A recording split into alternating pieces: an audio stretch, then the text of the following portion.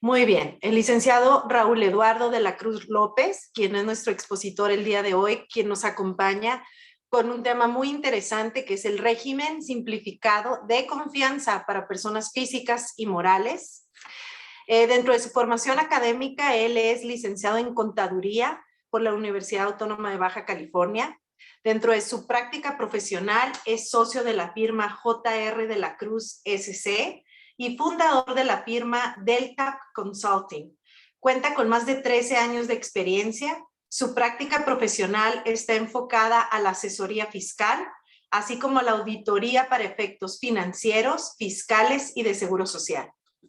Dentro de las actividades profesionales y académicas, es socio del Instituto Mexicano de Contadores Públicos y socio del Colegio de Contadores Públicos de Baja California AC, en donde fue tesorero en el Consejo Directivo del año 2019 al 2020.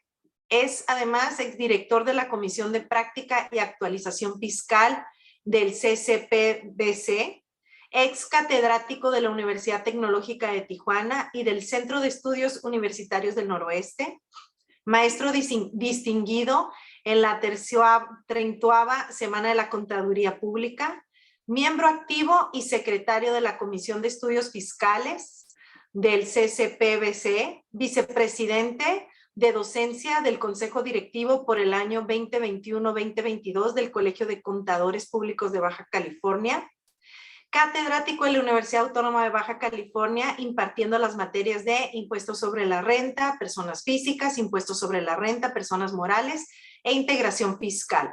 Además, expositor en diversas cámaras y foros empresariales ante colegios profesionales de Tijuana, en Rosarito, Ensenada, Tecate y en el Centro de Capacitación Fiscal del Estado de Baja California. Pues, Raúl Eduardo, bienvenido a NADE. Estamos muy deseosos de escuchar todo lo que nos tienes que platicar, todo este régimen simplificado de confianza. Entonces, no tengo la menor duda que va a ser muy interesante. Quien tenga preguntas y quiera ir anotándolas en el chat, o quien quiera, me comentaba Raúl Eduardo que sin problema, quien tenga una intervención y quiera levantar su mano, que también puede él dar respuesta a sus preguntas. Pues el foro es tuyo, bienvenido a NADE. Muchas gracias, licenciada Nuria. Pues primeramente agradecerles por la invitación, tanto a Jorge Piquet como a su persona por haberme invitado para compartirles en este tema no tan relevante que va a traer grandes cambios, ¿no? Grandes cambios en materia dice el Ejecutivo, ¿no? De simplificación. Pero ahorita les voy a mostrar, principalmente cuando habla de sociedades civiles, porque hay un tema por ahí que nos hace mucho ruido a los que tenemos sociedades civiles en cuanto a la deducción de los anticipos a rendimientos a miembros o a socios de la misma sociedad. Entonces vamos a ver que por ahí se le fue, no sé si se le fue al Ejecutivo o la intención era no considerarlo. Entonces ahorita vamos a ver, pues ahorita me apoyarán ustedes, que son abogados, ustedes me dirán si estoy bien en mi razonamiento, ¿no? Y bueno, les comentaba que si tienen alguna pregunta durante el transcurso de la plática, pues con toda confianza me pueden interrumpir y ahí en ese momento lo vemos, o si no, al finalizar, pues no hay problema, ¿no? Entonces, ahorita voy a compartir mi pantalla. Prácticamente está dividida en las dos unidades por el tiempo. Voy a obviar algunas diapositivas, creo que tengo 1 hora 10, 1 hora 15 más o menos. Entonces, me voy a ir a los puntos relevantes. Hay algunos que sí me voy a pasar. Igual si tienen alguna duda, pues me detengo y nos regresamos, ¿no? Entonces, la primera parte creo que siempre es importante y creo que ustedes tendrán más la razón cuando se habla de la exposición de motivos para saber realmente qué quiso decir el Ejecutivo, ¿no? O en su caso los diputados cuando presentaron estas iniciativas. Vamos a partir primero de lo que se refiere a la persona moral y posteriormente a la persona física, ¿no? La exposición de motivos que nos dio el Ejecutivo y los diputados fue que era para reactivar la economía, ¿no? Por todo el tema de COVID y demás, cuando nace el COVID y demás, pues la economía cayó un poco, ¿no? Al no dar incentivos durante los años que estuvo más fuerte el tema de la pandemia, pues deciden ahora en 2022 pues lanzar este nuevo régimen, ¿no? Que como bien comentaban, pues es de confianza. Creo que la confianza siempre ha existido por el principio de la autodeterminación de las contribuciones y del principio de buena fe. Creo que siempre ha existido, no creo que era algo nuevo, pero bueno, creo que siempre les gusta anunciar todo con bombo y platillos, ¿no? Entonces, la intención de este régimen pues es que fomente la inversión, ¿no? En cuanto a la inversión de la creación de empresas y demás, creación de empleos y demás. Pero un dato interesante que arroja el mismo Servicio de Administración Tributaria es que dice que de cada 100 personas morales que existen en el país, pues 96 ni siquiera llegan al rango de 35 millones de pesos. Es decir, la mayoría, casi el 100% de las empresas en México son MIPYMES, es decir, micro, pequeñas y medianas empresas. Entonces, dice, no es justo que de eso 99.8 de empresas pequeñas cumplan con obligaciones como si se tratara de cualquier otro contribuyente. Es decir, lo mismo que Patito S.A. cumple lo mismo que cumple Grupo Carson. Es decir, las obligaciones a ese nivel son las mismas. Dice, es ilógico que aparte de una de las razones que da también para el tema de la exposición de motivos es que es una carga administrativa bastante fuerte. Él está presentando declaraciones, él está presentando pagos provisionales, declaraciones anuales y demás, ¿no? Entonces, prácticamente la exposición de motivos versa sobre eso, en una simplificación en materia tanto administrativa como en la determinación de los impuestos, ¿no? Y bueno, hasta el día de ayer, pues todo esto era una propuesta, pues ya están aprobadas en las dos cámaras, tanto en diputados como en senadores, y ya nada más falta pues la publicación en el diario oficial. Pues ya todo lo que comentemos ya son como quedó con lo oficial, de cómo se va a publicar en el diario oficial, y de ahí que hay algunas reflexiones que quisiera ver con ustedes respecto a qué va a pasar, ¿no? Porque me dejan un poquito estado de incertidumbre ciertas disposiciones que ahorita vamos a ver, que creo que se quedaron cortos al momento de reformar, y tanto los senadores creo que nada más les pasó de noche la, el dictamen, simplemente levantaron la mano y dijeron todo lo que digan va para adelante, ¿no? Entonces creo que esa parte sí deberemos de analizar un poquito más. Pero bueno, ¿qué se reformó, no? Se reforma, más bien se elimina el capítulo 8 del título séptimo. El título séptimo habla de estímulos fiscales.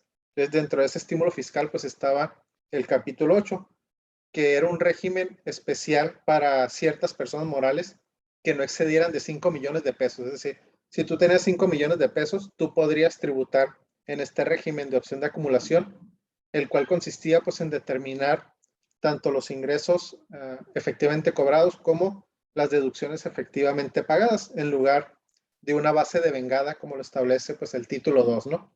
Entonces se elimina totalmente ese capítulo y se crea dentro de ese mismo título 7, es decir, dentro del mismo título de estímulos fiscales, el capítulo 12, ¿no? Prácticamente son pocos artículos, es del 206 al 215, en donde el nombre pues es régimen simplificado de confianza.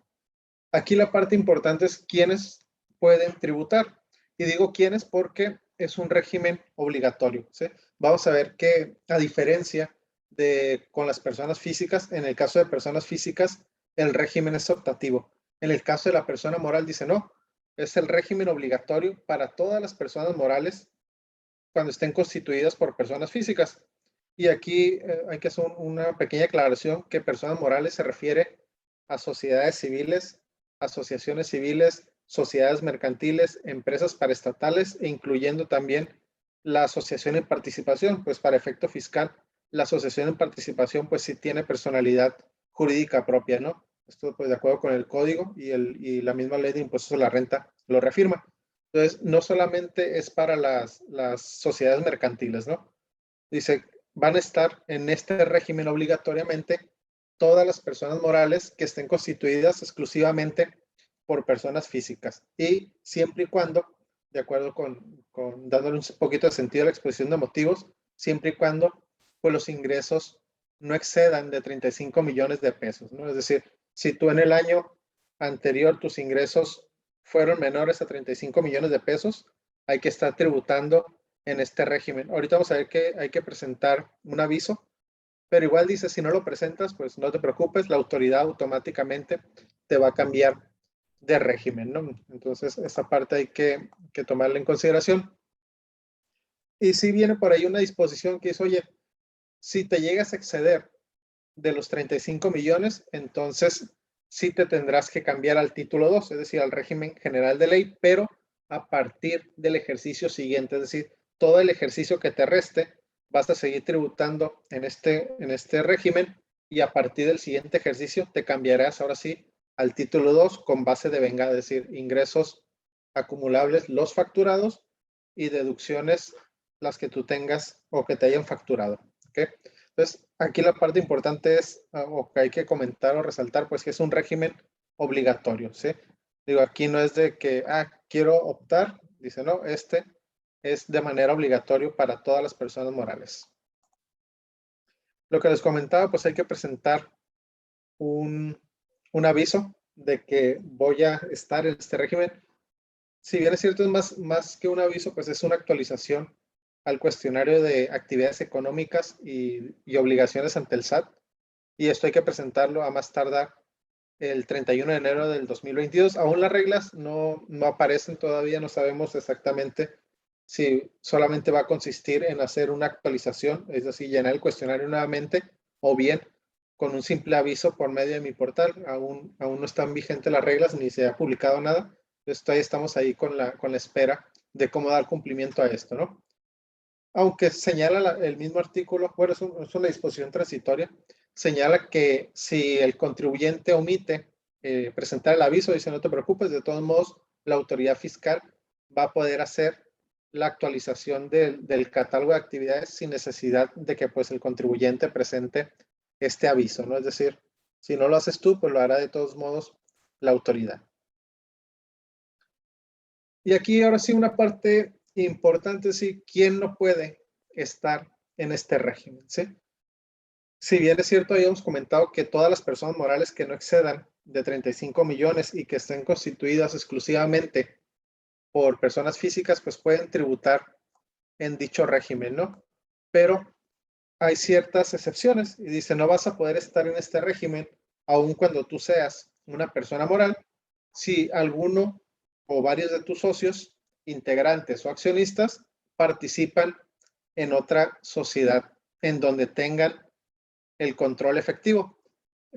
Aquí es importante que se refiera al control efectivo cuando la persona, en este caso el socio o el accionista, tiene la decisión para decir en qué momento reparte o en qué momento distribuye los ingresos, las utilidades o bien los dividendos, ya sea de manera directa o por interpósita persona, ¿no? Es decir, cuando yo realmente sea prácticamente el que tenga el control, en ese momento yo no podría, mi persona moral no podría estar en este régimen, ¿no? Por temas de control.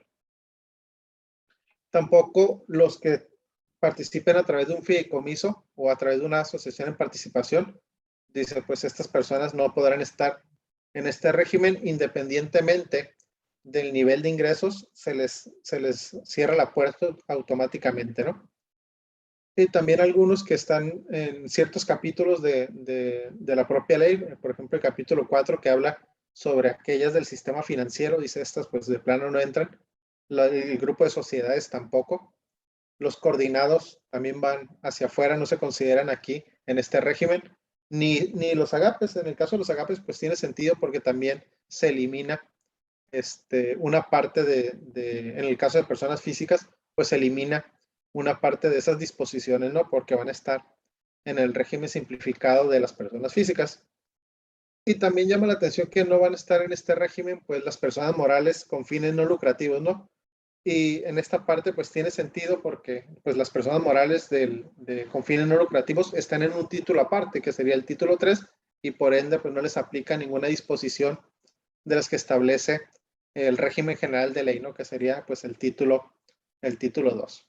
Las cooperativas de producción tampoco pueden estar en este régimen, aun cuando ellos sí siguen manteniendo sus estímulos, también está en un estímulo dentro del capítulo 7, también ahí está las sociedades cooperativas de producción ahí con un estímulo de diferimiento del impuesto sobre la renta, ese sigue manteniéndose, dice, pero si tú decides cambiarte al régimen opcional de de simplificado, pues te va a decir, no vas a poder entrar a este régimen, ¿no? Y también, pues, por obviedad de razón, los que dejen de tributar en este capítulo, ahorita vamos a ver en qué casos dejamos de tributar en este capítulo. Dice, si ya te sales una vez del régimen, ya no puedes regresar a este, ¿no? Únicamente en el caso de las personas morales, porque vamos a ver que en el caso de las personas físicas sí nos permite regresar al régimen, ¿no? A diferencia de lo que establecía anteriormente el RIF, pues ahí no te permitía, con este nuevo régimen sí nos va a permitir, siempre y cuando pues seamos personas físicas, ¿no? Y ahora bien, en sí, ¿en qué consiste el régimen, ¿no? O cuál es realmente el beneficio de este régimen. Es tributar en una base de flujo efectivo en lugar de tributar en una base de vengada. Es decir, que de acuerdo con la ley o con el título 2, yo acumulo los ingresos tratándose de personas morales cuando emito el comprobante o cuando entrego la mercancía o presto el servicio. Dice, en ese momento, independientemente de que no cobres, tú ya tienes que acumular el ingreso y pagar el impuesto. Entonces, aquí la diferencia, la principal diferencia es que solamente voy a acumular ingresos que estén efectivamente percibidos. Es decir, hasta el momento en que los cobre, en ese momento acumulo y en ese momento pagaría el impuesto. Ojo aquí porque al igual que en materia de IVA nos dice que el término de efectivamente percibido pues también se entiende cuando el interés del acreedor quede satisfecho, ¿no? Ya sea con cualquier forma de extinción, sea por medio de una compensación, por medio de una confusión, por medio de incluso pues la dación en pago también entraría como una forma de extinción. Entonces dice, independientemente de que no exista flujo efectivo, pudiera darse el caso de que tengo que acumular de todos modos los ingresos, ¿sí? Prácticamente esa es la principal diferencia entre aquellas personas que van a seguir manteniéndose en el título 2 y las personas morales que a partir del 1 de enero deberán de estar pues en este régimen de confianza, ¿no?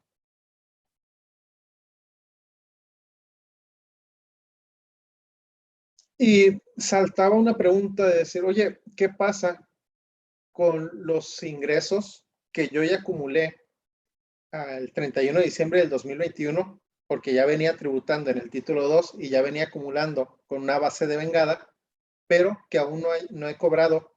Al 31 de diciembre no cobré, sino ya había hecho la acumulación porque así me establecía el título 2 al momento de facturar o de entregar la mercancía, acumulaba, pero que aún no he cobrado. Dice, cuando cobres, si cobras en 2022, pues ya no va a ser un ingreso acumulable, ¿no? Porque ya los habías acumulado de acuerdo con el título 2. Nada más que llama la atención que la disposición, porque es una disposición transitoria, dice, no vas a efectuar la acumulación de los ingresos percibidos efectivamente durante 2022. Entonces, pensemos que yo acumulé en 2021 la facturación de mis ingresos, pagué el impuesto, en 2022 no cobro, me empiezan a pagar esa misma cuenta por cobrar en 2023. Técnicamente tendría que estar acumulando el ingreso en 2023, aun cuando ya lo hubiera acumulado de acuerdo con el título 2 en 2021. Porque les digo, la disposición, el transitorio, nada más señala lo que yo perciba durante el 2022. Quiere decir que si no hubieran acotado el ejercicio, pues quedaría decir, si ya acumulaste en diciembre del 2021 o a más tardar diciembre del 2021, a partir del 1 de enero, lo que cobres que ya hubieras acumulado, ya no lo acumules, pero no, acotaron al ejercicio. Entonces, técnicamente creo, ¿no? Ya ustedes me dirán si está bien la interpretación, que los ingresos del 2022, es decir, los que cobre en 2023, que correspondan a 2021, debería estarlos acumulando.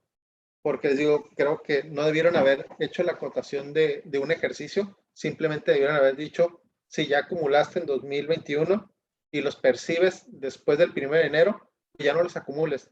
Pero les digo, no sé qué quisieron hacer, no sé si fue por maña lo que hicieron, decir nada más te voy a dar 2022 para que cobres lo que tengas pendiente, y si no, pues ya a partir del 2023 tendrás que acumularlo independientemente de que ya hubieras acumulado previamente. Y hago un comentario porque cuando se trata de deducciones que ya tomé en 2021, si me dice ya no las vuelves a tomar a partir del 1 de enero, ¿sí? Ahí no me dice que no nada más tome las, o ya no las tome en 2022, me dice ya no tomes nunca la deducción, pues porque tiene sentido que si ya había hecho yo la deducción en 2021, independientemente de cuándo la pague, pues ya no tendría derecho a la disminución del gasto. Pero dicen los ingresos no. En los ingresos decidieron acotar a 2022, entonces creo que todos aquellos ingresos del 2021 que perciba en 2023 debería estarlos acumulando. Le digo, por el transitorio, creo que es un poquito, no sé si ambiguo, pero creo que sí deberíamos de estar acumulando esta parte de los ingresos, ¿no? Que espero que ya cuando nos salgan las reglas, pues ahí hagan la aclaración de pues que se quisieron referir de que lo que yo cobre del 2022 en adelante, que ya había acumulado, pues ya no lo acumule, ¿no? Pero en tanto, así está la disposición y creo que es bastante clara, que solamente me está permitiendo no acumular en 2022, ¿sí? Y ahora bien, en materia de deducciones, ¿qué tengo de, y aquí es donde quiero hacer un pequeño paréntesis para hablar un poquito de la sociedad civil? Prácticamente las deducciones son las mismas que ya estamos como personas morales, las devoluciones, los gastos, las inversiones, los intereses, las cuotas patronales, pero un gran cambio o un salto o un cambio totalmente del paradigma es que ahorita nosotros, las personas morales, que son empresas comerciales y demás, están deduciendo el costo de lo vendido. Es decir, hasta que venden la mercancía, en ese momento hacen deducible el costo. Es decir, todo lo que tengamos en inventario, pues ahí está como inventario, no es deducible fiscalmente, sino hasta que enajene en ese momento hago la deducción. Entonces, este es uno de los principales cambios, que cambiamos del sistema de costo de venta al de compras. Es decir, aquí en este régimen, cuando yo compre, independientemente de que no vaya a vender, yo ya puedo hacer deducible la mercancía, obviamente siempre y cuando pues esté pagada, ¿no?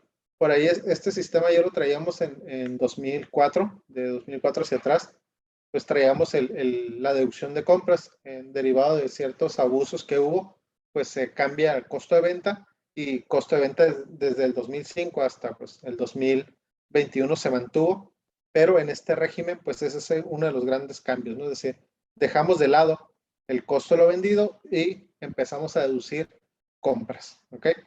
Pero una de las fracciones que hace falta también, comparando el título 2, que es el régimen general, con este nuevo título o con este nuevo régimen, me deja de lado primero la deducción de cuentas incobrables. Y en cierta manera, pues ese sí tiene sentido y tiene un poquito de lógica, porque dice, oye, si no has acumulado, fiscalmente no has acumulado porque vas a acumular hasta que cobres, pues realmente no tienes una cuenta por cobrar. Dice, pues jamás se genera, a lo mejor comercialmente, pues sí, ahí tienes la cuenta por cobrar, pero fiscalmente no has acumulado y no se genera una cuenta por cobrar. Es ilógico que si no has acumulado, quieras deducir algo que no hayas previamente hecho la acumulación, ¿no? Entonces, por eso esa me la deja de fuera y digo, tiene sentido porque pues estoy trabajando en base flujo de efectivo. Pero la que hace ruido y que tiene que ver, que creo que la mayoría de ustedes pues tendrá sociedades civiles como vehículo de tributación. Ahorita actualmente las sociedades civiles nos permiten, tanto en pagos provisionales como en la declaración anual, hacer deducibles los anticipos o los rendimientos que le otorgamos a nuestros socios de la sociedad civil, o en dado caso de una asociación civil, ¿no? Es decir, los retiros que yo hago anticipados de utilidades, la ley me permite que yo las disminuya de mis pagos provisionales y como una deducción autorizada. Aquí lo que me hace ruido es que en este régimen lo dejan de lado y no consideran siquiera como una deducción a los anticipos. eso va a hacer que el tratamiento que he venido hasta el 31 de diciembre y que voy a venir haciendo hasta el 31 de diciembre del 2021, a partir del 1 de enero tengamos que cambiar a lo mejor la forma de distribuir esas utilidades, porque no cabe duda de que son anticipo de utilidades. Y aquí la pregunta es si tendremos que pagar el impuesto conforme a las reglas de distribución de dividendos, distribución de utilidades, o nos arriesgamos un poquito porque de acuerdo con el artículo 94 de esta ley, de la misma ley del impuesto a la renta, los anticipos a miembros o socios de sociedades civiles se les da el tratamiento de asimilados a salarios, es decir, le da el tratamiento como si fuera sueldos. Pero no sé si eso fuese suficiente para soportar la deducción de esos anticipos al decir, es que de acuerdo con el artículo 94, se le da el tratamiento de asimilados a salarios y los asimilados a salarios pues es un gasto y entonces entraría dentro de la fracción 3 como una deducción, ya no como un anticipo de utilidades, sino como una especie de sueldo. Entonces, yo creo que esta parte sí deberían de sentarse todos aquellos que cuentan con sociedades civiles y ver el impacto que pudiera tener o tratar de buscar una salida, porque les digo, técnicamente así como está la ley, pues no puedo hacer la deducción de esos anticipos y eso va a hacer que tanto mi pago provisional lo modifique, porque ahorita vamos a ver que también la mecánica la vamos a modificar, ¿sí? Y también al momento de la determinación del impuesto anual. Es decir, esos anticipos que yo le doy todos los meses o cada quincena a mis socios, pues tendrán que buscar otra forma de retribuirlos, porque si lo hago como especie de dividendos, pues tendré que pagar el impuesto conforme a las reglas de los dividendos y aparte pues retener el 10% de acuerdo con el 140, porque vamos a ver que lo reafirma más adelante, en láminas más adelante, reafirma que si vamos a distribuir utilidades o dividendos, debemos de aplicar las reglas a que se refiere el artículo 140 y ahí habla de la retención del 10% por reparto de dividendos. Entonces, creo que este es uno de los puntos que no debemos de dejar de lado y de sentarnos. Ahorita estamos pues aún incluso a 2 meses antes de que cierre el ejercicio, pues de sentarnos a revisar cuál podrían ser las posibles consecuencias de no hacer deducible esos anticipos, ¿no? Y sobre todo, cómo vamos a retribuir ahora a los socios por medio ya sea de un sueldo o los vamos a meter en la nómina o qué va a pasar, porque o van a aceptar el impuesto directamente del 10% de retención vía dividendos, ¿no? Entonces, aparte, pues habría que revisar si la empresa tiene cuenta de utilidad fiscal neta, si trae el tema de CUCA y demás, porque también queda la imprecisión de si estas personas morales que van a estar obligatoriamente en este régimen deben de llevar cuenta de utilidad fiscal neta. Para el tema de los dividendos, si le aplican las reglas del artículo 10 o porque no hace referencia, simplemente te referencia al artículo 140 al momento de la retención del 10%, pero no dice cómo va a ser el pago de los dividendos la persona moral. Al momento de pagar el impuesto no señala nada, ni tampoco dice que estas personas deberán de llevar una cuenta de utilidad fiscal neta, de una CUCA, de pago del dividendo que debe ser con cheque y demás. No menciona nada. Creo que está se quedó muy corto el régimen porque prácticamente fue un copiar y pegar del régimen que están eliminando, del flujo efectivo del que estaba anteriormente. Prácticamente copian ese texto y lo pegan para este nuevo capítulo, para este nuevo régimen, y entonces creo que no se analizó bastante y dejaron de lado ciertos temas que les digo, parecieran no ser importantes, pero que a la larga, pues sí necesita un tema de planeación, ¿no? Principalmente les comento la forma en que van a retribuir ahora a sus socios, habrá que ver o habrá que buscar un nuevo esquema de pagos o ver cómo vamos a sacar pues esas utilidades, ¿no? Y en términos de partidas no deducibles, ahí sí, fíjense, ahí sí me dice los no deducibles va a ser en términos de lo que establece el artículo 28. El artículo 28 está dentro del título 2. Es decir, cuando la ley sí me quiere referenciar a cierta parte, pues sí lo hace. Digo, en este caso no, dice no. anteriormente, en el régimen anterior, el que eliminan, el de acumulación de flujo efectivo, sí les decían deducciones autorizadas, las que establece el artículo 25. Y entonces te mandaba directamente a aquellas deducciones. Ahora no, ahora quisieron poner sus propias fracciones dentro del mismo régimen, pero les digo, no sé si se les pasó o simplemente no lo quisieron considerar para el tema de los anticipos y de algunas otras también, porque también dejan de lado o dejan de fuera el tema de la deducción del ajuste anual por inflación. También es un concepto que en el título 2 sí se determina que es para reconocer ya sea una utilidad o bien una pérdida inflacionaria por tener créditos o deudas, es decir, por haberme apalancado o por haber permitido que se apalancaran de mí. Es decir, puedes tener un efecto deducible o bien un efecto acumulable. En el caso de cuando era deducible, pues sí te decía que tú lo podías disminuir de tus ingresos como un gasto. Ahora tampoco lo mencionan en este nuevo artículo, no lo mencionan. Les digo, no sé si lo quisieron hacer, la intención era dejarlo de fuera o de plano, pues se les pasó esta parte, ¿no? Y les digo, fíjense, aquí cuando les comentaba de los ingresos, pues en los ingresos sí me acota al 2022. Me dice, durante 2022 no vas a acumular los ingresos que recuperes del 2021. Pero nada más me dice 2022. Les digo, creo que a partir del 2023, pues tendría que acumularlos totalmente, ¿sí?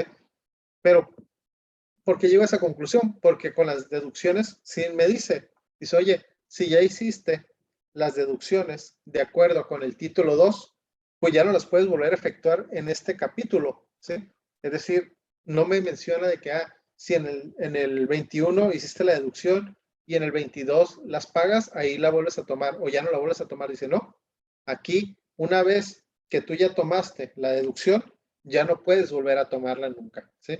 Y le digo, y tiene bastante sentido.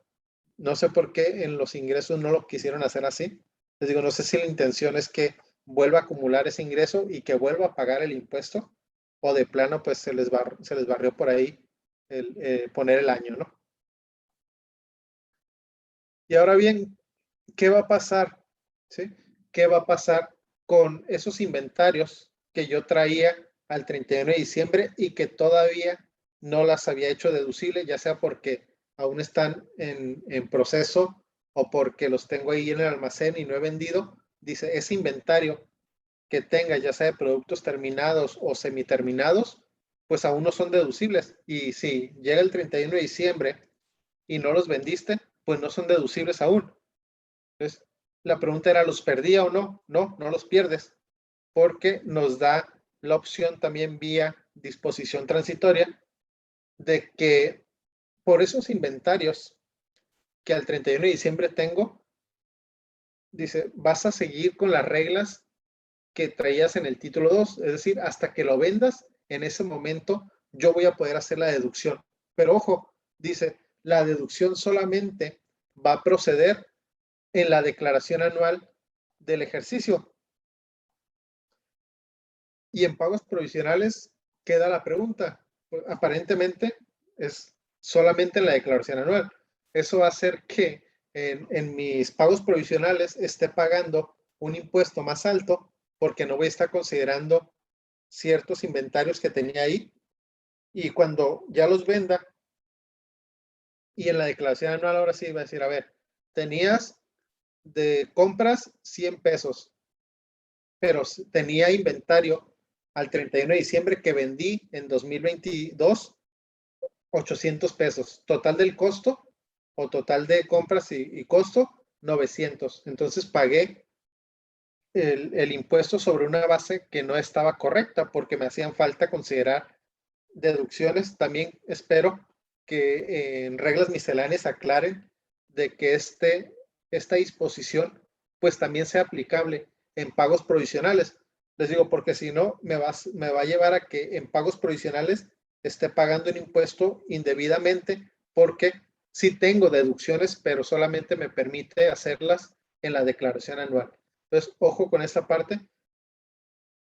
también me va a hacer llevar dos tipos de inventarios, ¿sí? Un inventario por aquellos que no vendí al 31 de diciembre y que todavía siguen mediante la mecánica del costo de lo vendido, y una cuenta contable de puras compras en donde ya estén las efectivamente pagadas y que ya son deducibles.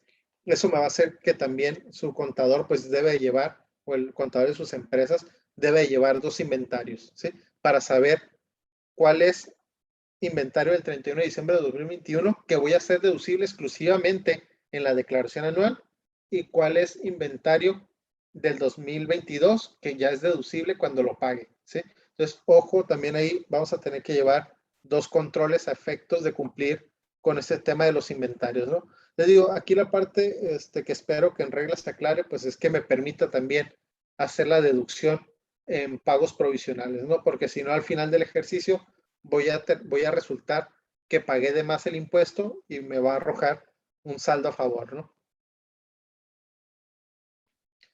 Y ahora bien, en materia de inversiones, ¿qué tengo de derecho para deducir? ¿O qué se diferencia de las inversiones? Cuando hablamos de inversiones, pues nos estamos refiriendo al activo fijo, a los cargos o a los gastos diferidos, o bien a los gastos en periodo preoperativo, ¿sí?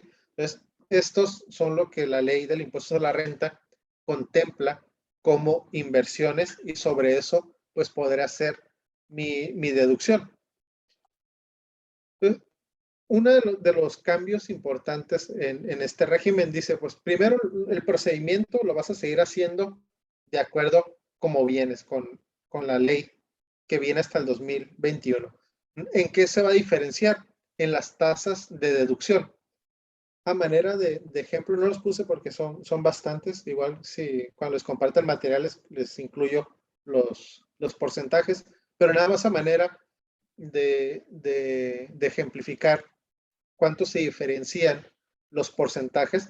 Por ejemplo, en el equipo de cómputo, si ahorita ustedes adquieren un equipo de cómputo, la deducción máxima anual es el 30% del valor del activo. Es decir, si la computadora me costó 30,000 pesos, pues por el 30%, cada año yo voy a deducir 9,500 pesos más o menos, ¿no? Entonces, eso es lo que me permite deducir por ejercicio. Ahorita con este nuevo régimen, para aquellas personas que no excedan de 35 millones, por ejemplo, en el caso de las computadoras, en lugar del 30, me permite el 50%, ¿sí? Es decir, la mitad, es decir, en lugar de hacerlo deducible en casi 4 años, pues me va a permitir hacerlo en 2 años, ¿sí? Y hay varias opciones de que incrementan la tasa, ¿sí? Pasan algunos del 8, pasan al 16, algunas pasan del 10 al 20, del 10 al 30, dependiendo del tipo de activo del que se trate, pues las tasas van a variar, ¿no? Hay algunos que se mantienen, por ejemplo, en el caso de los automóviles, o el equipo de transporte, actualmente la tasa de deducción, pues es el 25% de ese valor. Dice, con este nuevo régimen se sigue manteniendo ese 25%. Entonces, como que sí quisieron incentivar que las empresas invirtieran en ciertos activos, en el caso, le digo, de las computadoras y demás, pero en algunos otros se siguieron manteniendo las tasas. Creo que la intención no es que gasten tanto en activos, pero aquí también es importante, cuando hablamos de que voy a aplicar esos porcentajes diferentes a los que establece la ley actual, es únicamente, y esto es importante comentar lo que dice, es únicamente para inversiones, ¿sí?, que no hubieran excedido de 3 millones de pesos. Es decir, yo tendré que sacar mi control de inventarios de activos fijos o de inversiones, y debo de ver cuánto es el monto de estas inversiones. Si mi monto de inversiones no supera 3 millones de pesos, entonces sí aplicaré porcentajes del nuevo régimen. Si mis inversiones exceden de 3 millones de pesos, entonces le aplico porcentajes ¿de qué? del título 2, es decir, los porcentajes que están vigentes al día de hoy, ¿sí? Entonces, también esto va a hacer que llevemos una especie de dos controles. Primero, para ver si mis activos exceden de 3 millones. Si no exceden, le aplico los nuevos porcentajes. Si exceden de 3 millones, tendré que aplicar porcentajes que ya vienen en la ley actual, ¿sí? Entonces, ojo con esa parte porque puede llegar el momento de que a lo mejor durante 2022, los primeros 6 meses, mis activos no excedían de los 3 millones y estaba a lo mejor con el 50%, pero a partir del séptimo o del octavo mes, pues ya exceden esos 3 millones y a partir de ahí debo de aplicar los nuevos porcentajes, ¿sí? Entonces, eso puede llegar a perjudicarme en la declaración anual porque tendré que hacer seguramente ajustes para llegar a la deducción correcta, ¿sí? Entonces, ojo también con esta parte, pues habría que tener el cuidado de cómo determinar pues estas deducciones, ¿no? Y también hay un beneficio ahí para también en materia de inversiones, que dice que si yo traía ya activos, ¿sí? Que traía activos al 31 de diciembre de 2021 y voy a tributar nuevamente o voy a tributar a partir del 2022 en este nuevo régimen, dice, puedes seguir aplicando los porcentajes de deducción que ya traías, ¿sí? Es decir, te permito que sigas manteniendo esas deducciones independientemente de que no las hayas ejercido en 2022. Dice, pues las que traes al 2021, pues sigue manteniendo esas deducciones, ¿no? Y también hay por ahí otra disposición transitoria en donde ahora pues me permite, ¿sí? Me permite una deducción adicional. Cuando hablo de una deducción adicional, se refiere a la deducción que me da por ley una más, ¿sí? Porque cuando expuse ahí en el colegio, algunos señalaban que no, que era la misma deducción, pero incrementada. Dicen, no, espérame, una cosa es la deducción que la ley te da, la que me permite, ¿sí? La que me permite, de acuerdo con las reglas actuales al 2021. Dice, las inversiones que tú hayas hecho del 1 de septiembre al 31 de diciembre del 2021, esas deducciones, exclusivamente esas, van a tener una adicional, es decir, lo que tengo en ley más esa deducción vía disposición transitoria, ¿sí? Entonces, ahí puedo llevarme una sorpresa porque posiblemente con la deducción adicional me permita llegar casi al 100% de la deducción. Lo único que sí te establece, dice, espérame, no me vais a hacer la deducción de más del 100%, es decir, si tu deducción por ley es el 50 o el 40% y con los nuevos porcentajes es el 70%, dices, espérame, no puedes sumar los dos porque ya te excediste del 100% de la inversión. Pero si con el procedimiento normal con el que vas a cerrar 2021, la tasa es del 30%, por ejemplo, en la computadora, y esa computadora la adquiriste ahorita en octubre o en noviembre, le puedes aplicar el porcentaje del 50%, pero obviamente en proporción a los meses de uso. Es decir, la deducción del 2021 más la deducción del 2021, pero con tasas del 2022, las sumas y esta es la deducción, ¿sí? Dice nada más que no te vayas a pasar del 100% de lo que efectivamente vale la inversión, ¿no? Porque pues la intención es esa. La intención creo que es que llegues al casi el 100% de la deducción en menor tiempo que lo que establece la misma disposición, ¿no? Pero les digo, esta es una disposición transitoria nada más. Ahí está. Por ley, pues el procedimiento es el normal. Tomo mi monto original de la inversión, le aplico la tasa de deducción y eso es lo que me permite hacer deducible, ¿ok?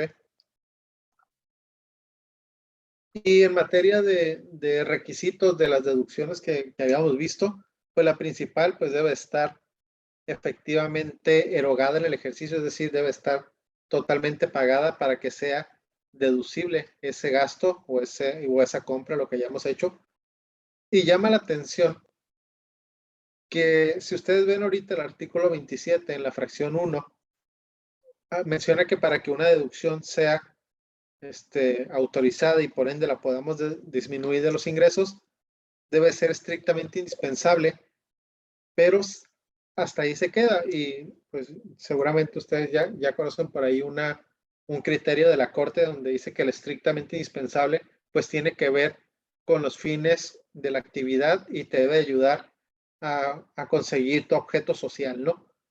Entonces, eso lo señala el título 2. Ahora no, ahora dice, el estrictamente indispensable se refiere a que te ayude a generar el ingreso. Ya no le hace tanto caso al objeto social, lo deja de lado y se aboca nada más al tema del ingreso, ¿sí? Digo, nada más a manera de comentario, realmente no es tan relevante para saber si eso no es deducible, solamente el comentario de que ahora debe ser estrictamente indispensable para obtener el ingreso, cuando anteriormente en el título 2 pues hacía referencia a cumplir el objeto social de la sociedad.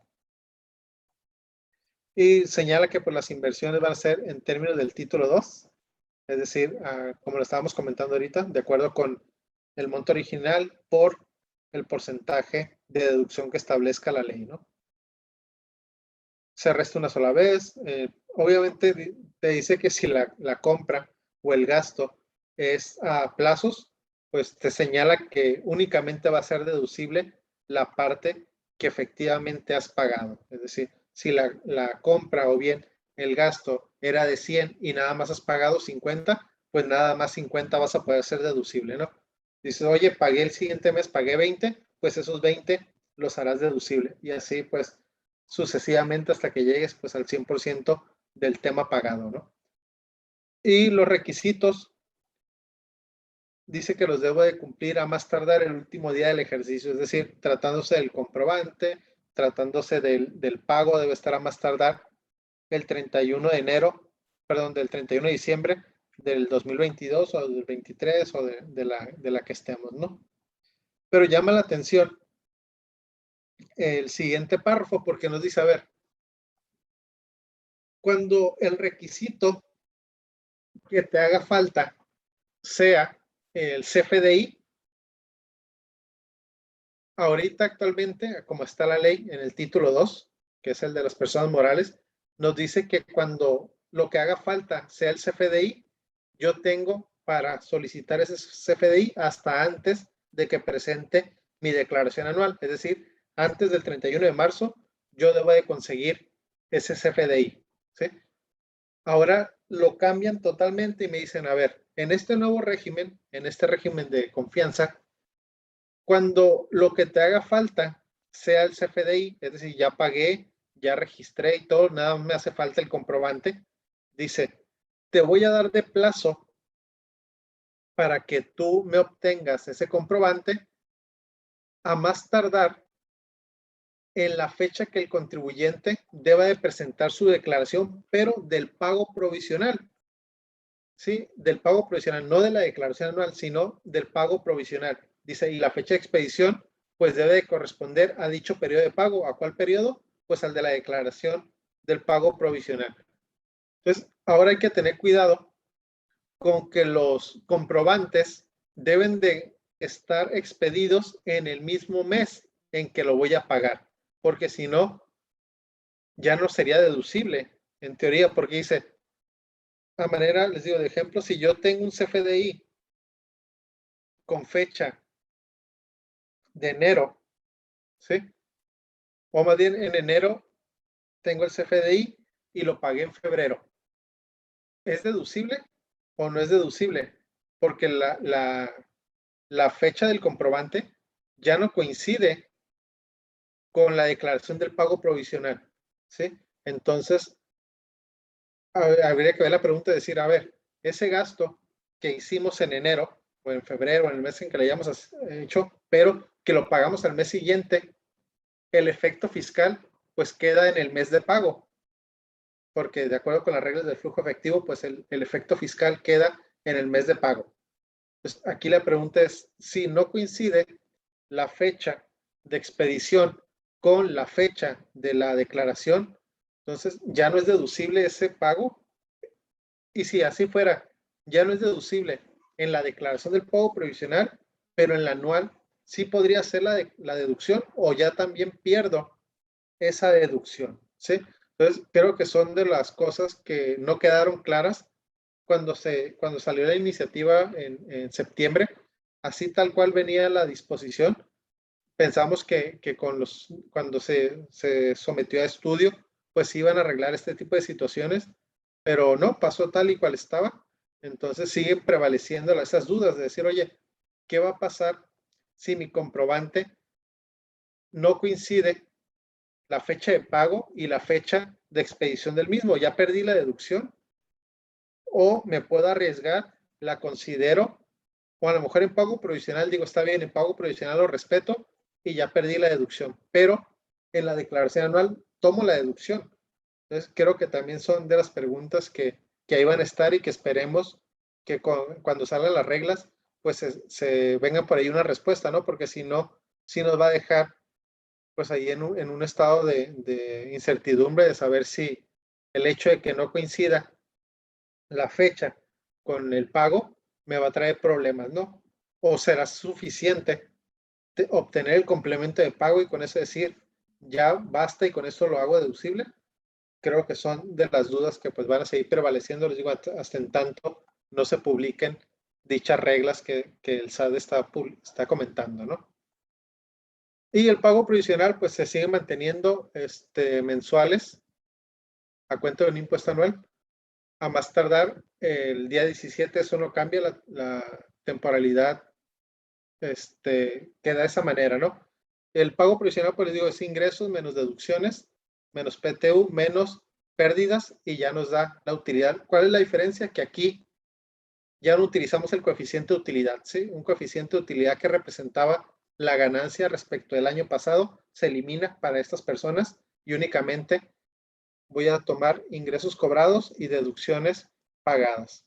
Obviamente la tasa se mantiene, sigue siendo el 30%.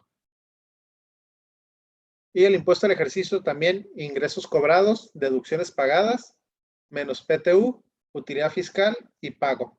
¿Ok? El 30%, ahí les digo, la tasa se mantiene el 30%, entonces esa parte, pues ahí quedaría, ¿no? En materia de personas morales, creo que eso es lo más relevante, porque creo que ya se me está terminando el tiempo. Entonces, me voy a adelantar a las físicas. Le digo, el material se los dejo ahí para que lo analicen y con gusto, si tuvieran alguna duda, pues con toda confianza me pueden mandar un correo o ahí regañan a Jorge por no haberles explicado completamente, pues ahí nos vemos, ¿no? Entonces, ¿qué va a pasar en el caso de las personas físicas? Fíjense, en el caso de las personas físicas se elimina el régimen de actividades agrícolas, ganaderas, silvícolas y pesqueras, que aquí me daba una exención de hasta 40 veces el valor de la UMA anualizada.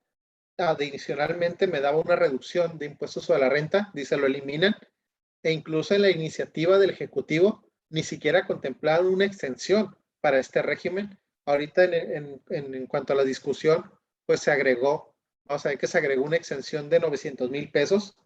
Habían propuesto primero 300,000, pero entre el cabildeo dijeron, ¿sabes qué? 900,000. Aún así sigue siendo muy por debajo de las 40 UMAS que tenían derechos a exención este tipo de contribuyentes, ¿no? Entonces se elimina, también se eliminan, yo creo que ya el que todos saben, el régimen de incorporación fiscal también se elimina totalmente, aunque vamos a ver que va a prevalecer por medio de una disposición transitoria, me va a permitir todavía continuar en ese régimen, ¿no? Entonces se crea el nuevo capítulo. Bueno, más bien no es un nuevo capítulo, más bien es una sección, es la sección 4 del capítulo 2. Dentro de las actividades empresariales, pues se crea la sección 4 que se llama simplificado de confianza para las personas físicas. Este es optativo, ¿sí? Este es optativo, a diferencia del de Morales, que era obligatorio. Este es optativo para las personas físicas que realicen actividades empresariales, servicios profesionales o que otorguen el uso o goce temporal de bienes tangibles y bienes intangibles también. No hace diferencia y pues los bienes pues son tanto tangibles como intangibles. Entonces, cualquier tipo de bienes que yo otorgue el uso o el goce, pues puede estar aquí, ¿no? Eso incluye usufructos, arrendamientos, renta de maquinaria, lo que sea, pues aquí lo puedo incluir como parte de este régimen, ¿no? ¿Cuál es la limitante aquí? 3.5 millones de pesos. Es decir, si mis ingresos no exceden en el ejercicio inmediato anterior de 3,5 millones, yo puedo estar en este régimen. Y vamos a ver que es un régimen bastante bondadoso. Aparentemente dice, pierdo deducciones, sí, pero a una tasa la más alta del 2.5%. Y espérame, es una locura este régimen, ¿no? Entonces, aquí nada más para saber si puedo agregarme en este régimen a partir del 2022, el ejercicio base para los ingresos no va a ser el 2020 ni el 2021, va a ser el 2019. Creo que por ahí va por el tema de la pandemia, que en 2021 pues las cosas a lo mejor no estaban muy bien. Entonces dice, el ejercicio más normal que hemos tenido pues es 2019. Entonces, en 2019 tendré que revisar mis ingresos y ver si tuve menos de 3.5, me puedo meter. Si tuve más de 3.5, este régimen no es para mí, ¿sí? También pueden estar aquí los agapes. Les digo, aquí el problema con los agapes, pues les dieron en la torre, porque anteriormente para considerarte un agape, que es un agropecuario, ganadero, silvícola y pesquera, me pedía el 90% de exclusividad de los ingresos. Es decir, el 90% de mis ingresos tenían que provenir de estas actividades y podía obtener el 10% de otras actividades. Ahorita no, dice, agapes del régimen simplificado, 100% de tus actividades deben de provenir de ese régimen, ¿sí? Y le digo, va a tener exento 900,000 pesos cuando anteriormente teníamos exento 40 veces la UMA elevada al año, ¿no? Y por ahí hay una disposición transitoria que me hace ruido porque dice, la regla para entrar a este régimen es que yo hubiera tenido ingresos menores a 3.5, tomando como ejercicio base el 2019.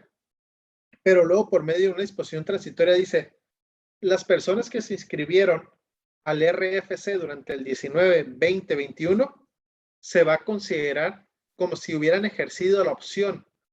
Es decir, ellos aparentemente obligatoriamente se van a ir a ese régimen. Y dice, si no quieres estar aquí, manifiéstame tu intención de abandonar este régimen.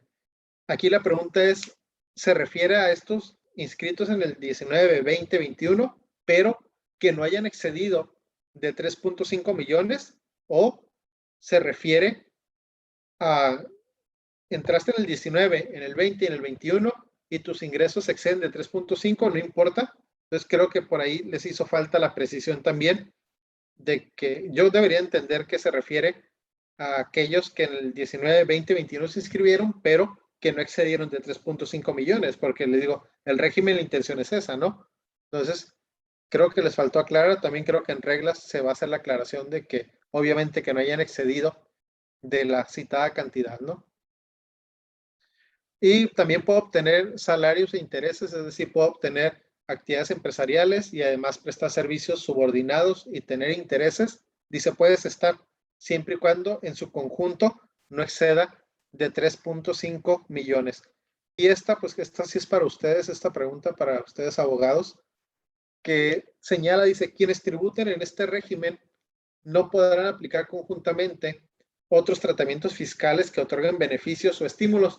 Aquí la pregunta es si los que estamos en la frontera o en la región fronteriza norte, que tienen el estímulo en materia de IVA, de la reducción del 16 al 8, se considera que es un régimen o es un tratamiento fiscal que me va a hacer que me salga de este régimen o que no pueda tributar en este régimen, o por ser impuestos totalmente diferentes, no tendría por qué aplicarme la limitante si estoy optando por el IVA. Creo que ahí también creo que por reglas misceláneas harán la aclaración de que deben de ser nada más estímulos de materia de impuestos a la renta y no otro tipo de estímulos, porque también aquí está el estímulo de los que tienen IEPS.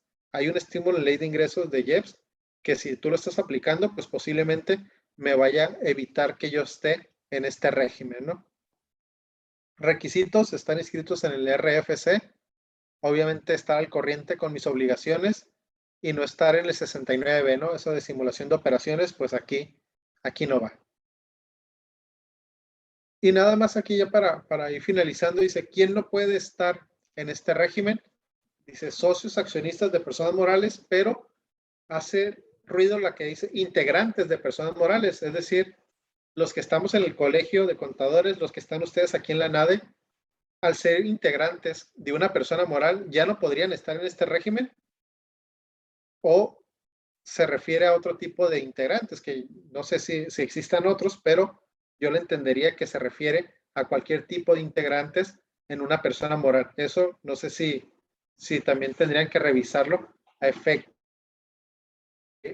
El simple hecho de pertenecer, en este caso, a una asociación civil, que ya vimos es una persona moral, me vaya a sacar de este régimen o no me vaya a permitir estar en este régimen, ¿no? Entonces, por ahí yo creo que sí valdría la pena hacer el análisis de si estas personas que estamos, ya sea en el Colegio de Contadores o aquí ustedes en la NADE, me lleve a salirme del régimen o no, ¿sí?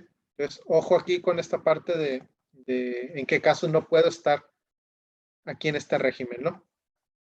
Y también los asimilados a salarios también no pueden estar en este régimen, pero los que son a miembros de consejo, es decir, los comisarios, los honorarios al administrador único, que estén percibiendo asimilados a salarios, ellos no van a poder aplicar este régimen. A lo mejor algunos contadores que son comisarios y aparte tienen el régimen de honorarios, a lo mejor va a decir, ¿sabes qué? Ya no me pagues vía asimilados a salarios. ¿Por qué?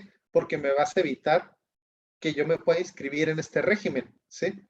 Porque habla de que sea asimilado a salario. A lo mejor si digo no me pagan, pues técnicamente no estoy tributando como asimilado a salario, ¿no? Aun cuando tenga nada más el nombre por, por, por asamblea que me hayan dado el nombre de comisario, pero si no hago nada, ese será una limitante para estar aquí o invariablemente necesita que si existe un pago para poderme salir del régimen, ¿sí? Entonces, ojo aquí, quien no puede estar, creo que también aquí valdría la pena hacer el análisis de estas figuras principalmente de emolumentos que se le pagan a directivos para ver si pueden o no pueden estar en este régimen, ¿no?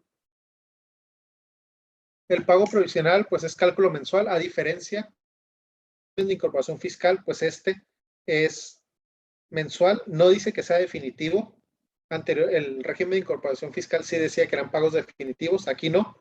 Tan no es así que tengo que presentar una declaración anual aquí. Y ojo, no deducciones, esa es una de las cosas que debemos de tener claro, no deducciones para ISR, pero sí debo de pedir comprobantes porque tengo que acreditar IVA, ¿sí? Entonces, ojo, el hecho de que en impuestos sobre la renta no me permita o no me reconozca las deducciones, no quiere decir que para IVA no vaya a poder hacer el acreditamiento. Y en el caso de que le preste servicios a una persona moral, en lugar de que me retengan, actualmente me retienen el 10%, ya sea si le otorgo arrendamiento o bien servicios profesionales, me retienen el 10%, ahorita me van a retener el 1.25%. Y llama la atención que también ahora la retención va a ser sobre actividades empresariales también, ¿sí? Actualmente la ley solamente señala retenciones cuando son servicios profesionales y cuando es otorgamiento o goce temporal a personas morales. Dice no, ahora también los servicios de actividades empresariales van a llevar retención siempre y cuando se lo prestes a una persona moral. ¿Cuánto voy a pagar? Fíjense, aquí está la belleza de este régimen, porque solamente la tasa máxima va a ser 2.5. Obviamente todo esto es sin deducciones, pero bueno, si están ganando alrededor de 100,000 pesos al mes por el 2%, pues creo que está regalada el impuesto. ¿A qué creo que le está tirando el gobierno? Creo que al IVA. Se están yendo por IVA. Dice, no recupero tanto en renta, pero en materia de IVA no te voy a dar ningún beneficio y entonces allá el IVA sí me lo tendrás que pagar completamente, ¿sí? Y en la declaración anual, les digo aquí, sí tengo que hacer declaración anual. En RIF actualmente no hago declaración anual, ahora sí tengo que hacer, también sin deducciones, pero sale la pregunta, oye, ¿y las deducciones personales qué? ¿Sí? Las deducciones personales qué, ¿también esas las pierdo? ¿O esas sí me permitirán hacer la deducción? Creo que cuando estoy solamente en este régimen, sí las perdería. Si tengo salarios y tengo este régimen, pues cuando presento mi declaración anual de salarios, ahí sí podré tomar las deducciones personales, ¿sí? Si solamente tengo este régimen, creo que sí las estaríamos perdiendo. Y la declaración anual, pues la tendré que presentar por separado. Es decir, si tengo salarios, presento una declaración y una por este régimen. Si tengo intereses, pues presento una declaración y esta por otro régimen. Van separadas. Aún no sabemos cómo viene el sistema, pero pues son separadas, ¿ok? La declaración anual, pues también, mismas tasas del 1, la mínima, la máxima 250. En materia de PTU, pues lo mismo. Aquí sale la pregunta de si no tengo deducciones, ¿cómo voy a determinar la PTU, no? Porque dice, quítale los pagos por servicios, adquisiciones efectivamente pagadas y estrictamente indispensables y los sueldos exentos no deducibles. Pues, ¿qué no se supone que este régimen no tenemos deducciones? ¿Qué le voy a quitar? Dice, tendría que ser, en mi opinión, tendría que ser sobre los ingresos, sobre los efectivamente cobrados, pero bueno, ahí creo que también se le barre un poquito a la autoridad de cómo sacar el PTU, porque aparte pues va contrario a lo que señala el 123, ¿no? Entonces, ahí hay que ver también cómo van a parchar esta parte. Y obligaciones, pues estar inscrito, mantener mi RFC, mi buzón tributario activo. Ya ven que nos están mandando carta invitación de que actives el buzón tributario. Pues ahora ya todos tendremos que tenerlo si es que queremos estar en este régimen. Y llama la atención de que me dice que debo de tener todos los CFDI de mis ingresos, porque si no, ahorita vamos a ver que si no tengo, o si la autoridad determina que emití, o más bien que obtuve ingresos sin emitir el CFDI, es una causal para salirme de este régimen, ¿sí? Entonces, ahí hay que tener cuidado. Las causales, pues excederme de 3.5 millones, obviamente, pues si excede los 3 millones me salgo, pero con la novedad de que si me salgo en el 2021, en 2022 mis ingresos no exceden de 3.5, en 2023 puedo regresar a este régimen, ¿sí? Anteriormente en el RIF me pasaba de los 2 millones y ya no podía regresar nunca. Entonces, ahorita este es uno de los beneficios que podrían tener, que si me salgo en el 21, en el 22 mis ingresos bajan de 3.5, en el 23 vuelvo a entrar, ¿sí? Es nada más que si me dice que esté al corriente de mis obligaciones fiscales. Y dice también una causal, al igual que en RIF, que si no presento declaraciones mensuales, también voy hacia afuera, excepto por 2022. 2022 me dan un periodo de gracia, dice, si durante 2022 no presentaste declaraciones, no te voy a sacar durante 2022 siempre y cuando me presentes la declaración anual y me pagues el impuesto completo cuando debas de presentar la declaración anual. A partir del 2023, el incumplimiento de las 3 declaraciones, pues sí me sacaría de este régimen. Y esta parte de que me van a dejar sin efectos, pues si percibo ingresos y no emito los FDI, pues voy hacia afuera, ¿no? Y este que pues llama la atención, que ustedes lo deben de conocer más que yo, que se refiere a las equiparables de defraudación fiscal, que dice que cuando yo cancele FDIs en este régimen, pues se puede actualizar el delito de defraudación fiscal, ¿no? Dice, aun y cuando los receptores le hayan dado efecto fiscal, dice, podrías estar en un problema, ¿sí? Entonces, ojo con esta parte, aparentemente la intención es que no estemos cancelando CFDIs como locos de que, estoy en este régimen y nada más te estoy facturando y resulta que pues no me regreso, sino digo, ¿sabes qué? Ya no te quiero facturar, los cancelo. Dice, es una causal para considerarse un delito de defraudación fiscal. Y ya por transitorios, nada más, ya para finalizar y no robarles más tiempo, los acreditamientos y deducciones que tengamos al 31 de diciembre del 2021, tengo solamente hasta la declaración del 2022 para utilizarlos. Creo que ahí sí está violando algún principio constitucional, ¿sí?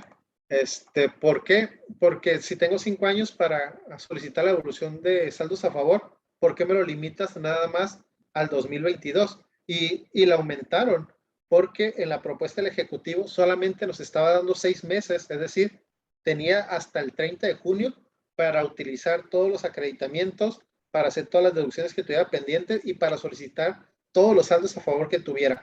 Digo, creo que va a contraer el 22. El 22 dice que tengo 5 años para solicitar esos saldos a favor. No sé por qué, por medio de una ley del impuesto sobre la renta, me querían limitar, les digo, a 6 meses. Ahora pues se logró que por lo menos hasta la declaración anual, creo que es materia de estudio para ustedes los abogados, de si hay alguna violación aquí de los de derechos o de algo, valdría la pena revisarlo, ¿no? Y esto es lo que les comentaba, los RIF desaparecen, pero se les da la opción de que aquellos que estuvieron tributando como RIF hasta el 31 de agosto del 2021 se mantengan en el RIF. Ahí se van a quedar, ¿sí? Nada más que hay que presentar un aviso a más tardar el 31 de enero del 2022. Estos que se mantengan en el RIF van a seguir con su reducción de impuesto y van a poder seguir aplicando los estímulos que establezca en la ley de ingresos de estímulos de disminución de IVA, de ventas al público en general y de IEPS, pues lo van a seguir manteniendo. Les digo, siempre y cuando se trate de RIF que estuvieron al 31 de agosto del 2022, es decir, perdón, del 21. Es decir, si ahorita quiero dar de alta un RIF para seguirse manteniendo, pues ellos ya ellos automáticamente al régimen general de ley o bien al régimen simplificado de confianza, ¿sí? Entonces, con esto termino mi participación. Me fui un poquito rápido por el tiempo, creo que era un poquito corto, no les quise robar mucho y creo nada más me quise enfocar en algunos puntos que espero les haya sido de interés y que sobre todo pues me ayuden a analizarlos, ¿no? Y me digan si estaba en lo correcto o no. Y después me avisarán.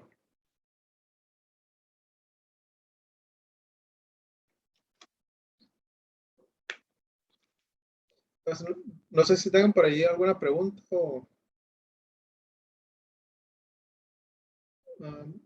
Maestra Nuria, creo que está en silencio, ¿eh? Ay, discúlpame, yo te estaba ya dando elogios por tu participación. Pero bueno, al parecer sí hay preguntas. El licenciado Héctor Torres por ahí hizo un comentario.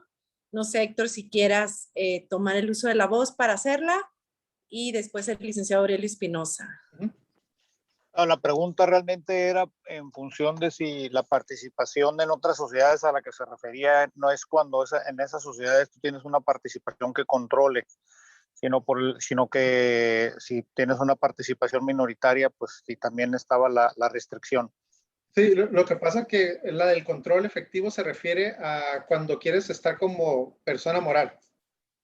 En el tema de las físicas no hace referencia al control efectivo ni nada, sino simplemente por ser integrante de una persona moral, ya te limita la introducción a este régimen.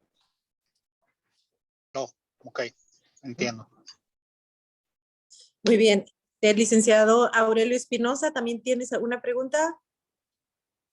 Sí, muchísimas gracias, Eduardo, muy completo, muchísimas nuevamente, no, estuvo excelente. La pregunta va enfocada a lo siguiente.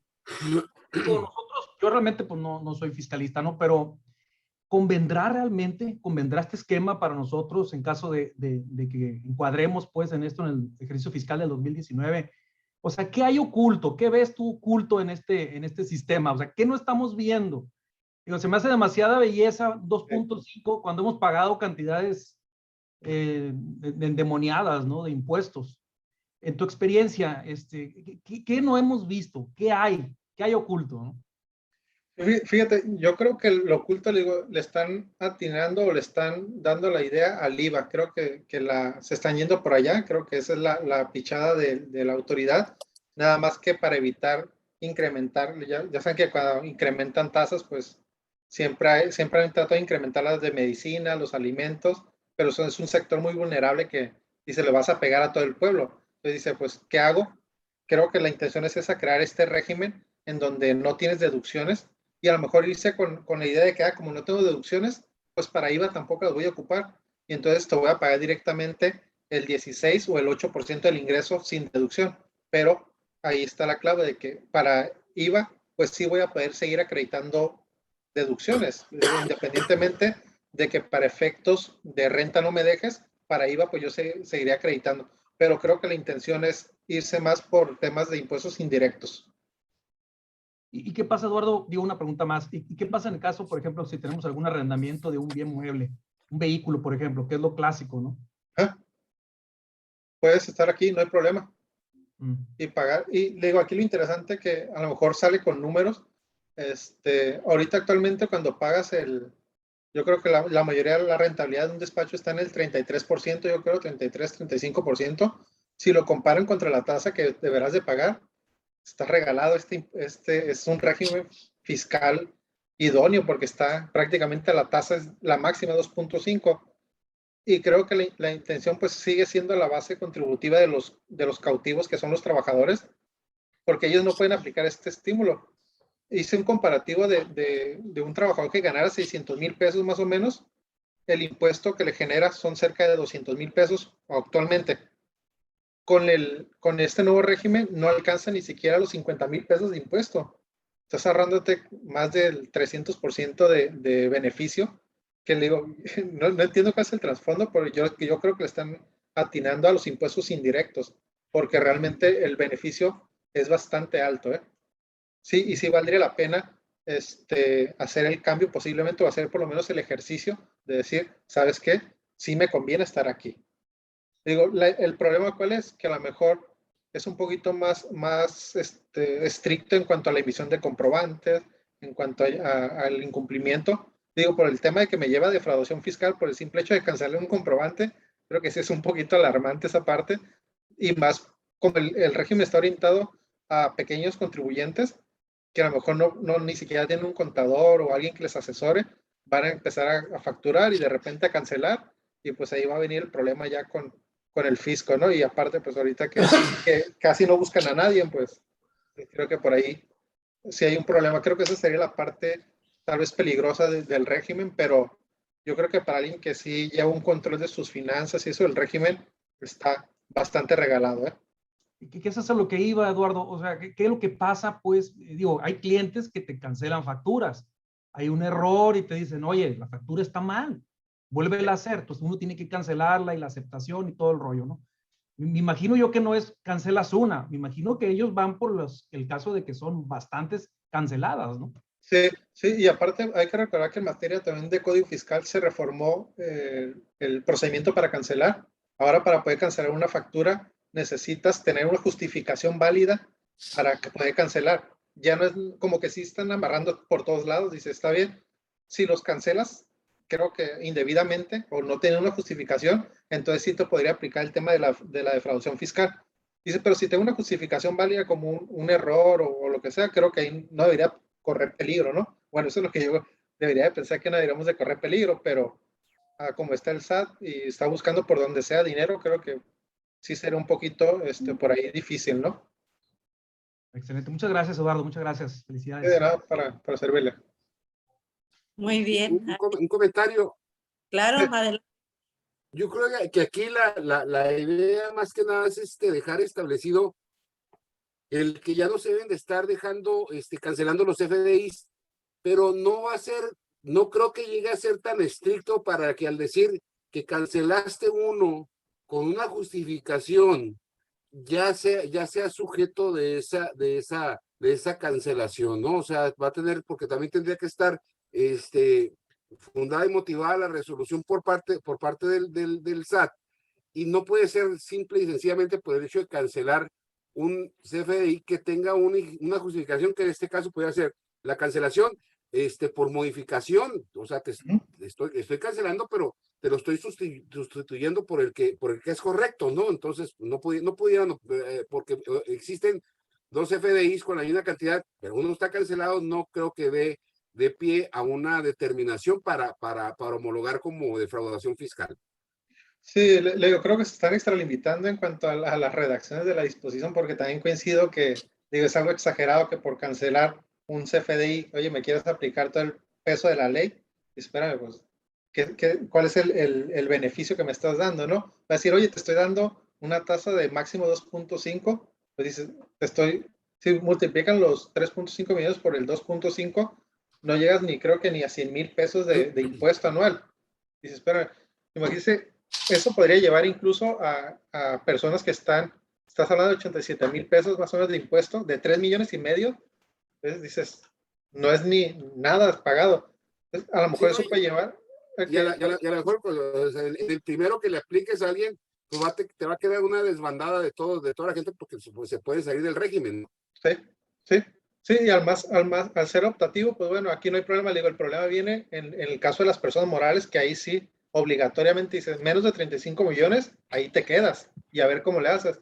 Y le digo, en el caso de las sociedades civiles, creo que esa parte de no poder permitir la deducción de los anticipos, pues sí es algo peligroso y delicado, porque ¿cómo le vas a retribuir a tus socios ahora? Tienes que buscar, o pagas como dividendos o pagas como utilidades, y el impuesto pues ya se te va a disparar. Entonces, esa parte pues sí, creo que sí es motivo de analizar, ¿no? ¿Qué va a pasar con esa interpretación? Yo creo que con la sencillez de la redacción sí te da lugar a establecer una defensa en ese punto. Sí, yo también coincido que, digo, creo que tienen bastante trabajo esta reforma, y más en materia de también ahí que nos ayuden, ¿no? Con el código fiscal, que para el tema de los dictaminadores, que ahora ya vamos a ser copartícipes de delitos. Entonces creo que nos dieron en la torre ahora sí, y creo que pues ahí ya tienen, ahí No, tienen un no, buen nicho de defensa ahora sí, no ¿no? creo que huele eso tampoco, ¿eh? O sea, te digo, daría lugar de veras a una fácil defensa ahí en ese punto. Sí, Pero inclusive ahorita como está redactada, en el que ya por el simple hecho de haberte detectado en una supuesta omisión, ya te cancelaban la autorización, y ya hay criterios del tribunal en el que dice que no puede ser simple y sencillamente por la determinación de la autoridad, sino que tiene que ver acreditada que hubo una falta por parte del contador. sí, sí, digo, pero pues bueno, esta persecución que trae nuestro presidente con los profesionistas, pues creo que no le caemos muy bien, que digamos, creo. ¿Quién? El Javi lo está persiguiendo. Nuestro otro presidente. Perdón. El idiota. Ese mero, hablamos del mismo. Contador, yo tengo una pregunta, Nuria, si me permites. Sí, adelante. Sí, mira, contador, creo yo que la gran mayoría de nosotros, pues tenemos sociedades civiles para nuestros despachos de servicios profesionales, y creo que la mayoría también retiramos las utilidades bajo el esquema de asimilables a salarios, ¿no? Entonces, como que ahorita, aparte de que te felicito por tu exposición, pues dejas preocupado, cuando menos a mí, por los escenarios que nos planteas, ¿no? Yo la pregunta que tengo es, ¿qué pasaría si en estos últimos 2 meses que nos quedan, extingue uno la sociedad civil que haya constituido y termina facturando como persona física? Porque, pues, si bien estamos dados de alta como asimilables a salarios o como salarios, pues también estamos dados de alta en servicios profesionales y seguimos facturando como persona física, ¿no? Entonces, si al final del ejercicio nos vamos a ir al régimen simplificado, puesto que yo estoy de acuerdo con todo lo que se ha comentado hasta ahorita, de que la verdad es que como persona física está extremadamente atractivo este esquema, y parecería que si tenemos sociedades civiles, pues estamos entrando en un esquema diferente, y pues ya ves que hasta la duda de bajo qué esquema retiraríamos las utilidades que estemos generando, ¿no? Entonces, ¿tú crees que sería factible dejar de utilizar la sociedad civil, entrar en un proceso de extinción y seguir trabajando como personas físicas para poder cerrar el año en ese escenario como profesionista? Hacia allá iba mi comentario, porque posiblemente hasta los mismos socios de la sociedad van a decir, ¿sabes qué?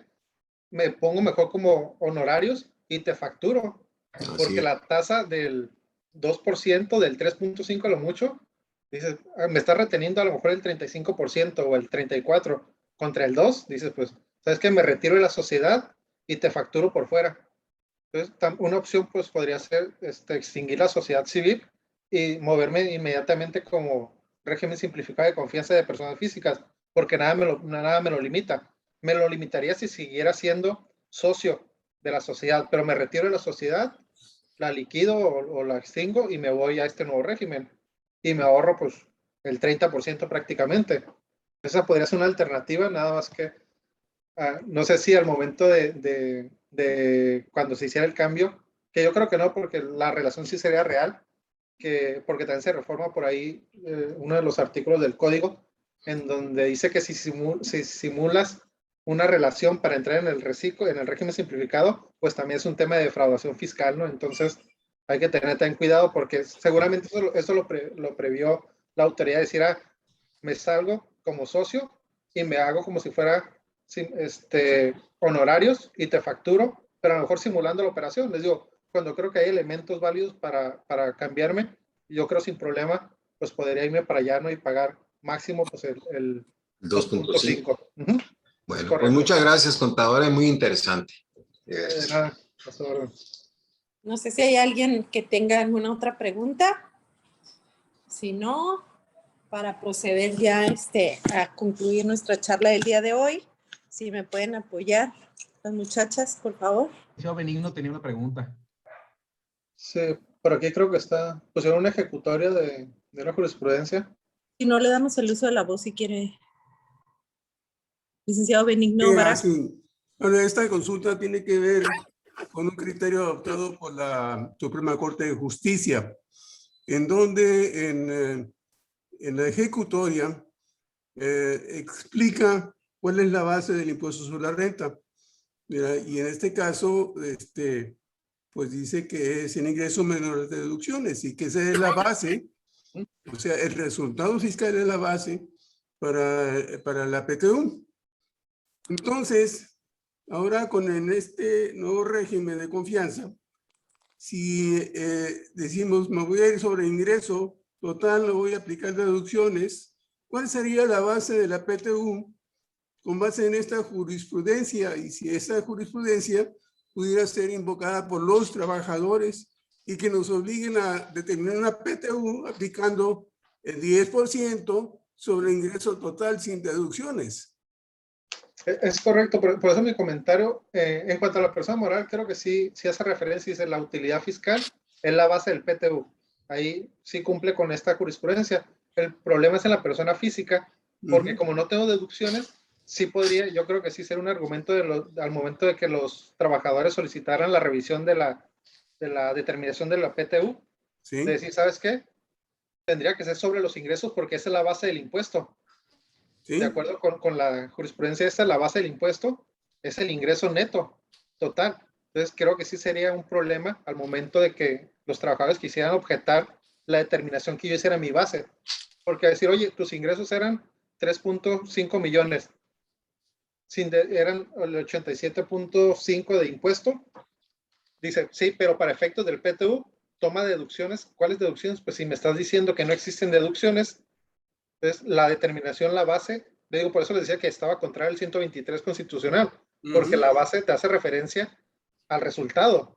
Entonces, creo que sí tiene argumentos para preocuparnos también en el caso de una revisión. Trabajadores, ¿no? Es correcto que una objeción de parte del trabajador va a decir, ¿sabes qué? Tenías que haber hecho sobre el ingreso y no sobre una base ficticia, porque estás fingiendo una base que va diferente a lo que establece el objeto del impuesto. Entonces, creo que sí también. Por eso les digo, creo que el régimen lo hicieron muy al vapor y que espero que todas estas dudas, pues en reglas misceláneas se aclare, que igual también, pues lo ideal sería que lo hubieran subido aquí a ley, porque pues también está regulando por medio de reglas misceláneas, pues creo que no es lo ideal, ¿no? Por tema de legalidad y demás, pues creo que por ahí se está yendo, ¿no? Ok. Bien. Gracias. Muy bien. Creo que ahora sí no se me pasa nadie aquí en el chat. ¿No? Muy bien, ahora sí me apoyan, por favor.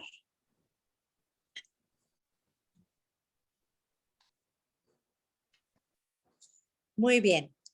Pues ANADE, sección Baja California, tiene el honor de otorgar el presente reconocimiento al licenciado Raúl Eduardo de la Cruz López por su brillante presentación del tema Régimen Simplificado de Confianza para Personas Físicas y Morales, Mexicali, Baja California, 28 de octubre del 2021. Firma nuestro presidente, el licenciado Francisco Javier Sánchez Pérez, y su servidora como vicepresidente, Nuria García Negrete.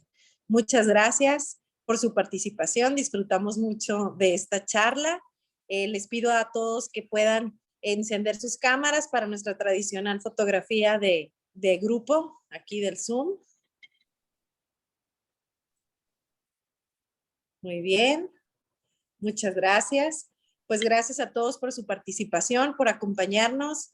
Gracias en especial a nuestro expositor, Ana de su casa. Esperamos volver a recibirte y que nos puedas deleitar aquí con tanto conocimiento y tantas cosas nuevas que se acercan en temas fiscales. Muchas gracias por pues muchas gracias a ustedes por la invitación y pues espero no haberlos aburrido y pues no, para nada. Aquí estamos a la orden otra vez. Claro que sí. Buenas noches a todos. Gracias por conectarse. Gracias, Nuria. Gracias. Buenas noches. Hasta luego. Licenciados, a todos, buenas noches. Adiós. Buenas noches a todos. Bye, Nuri. Disfruten su jueves.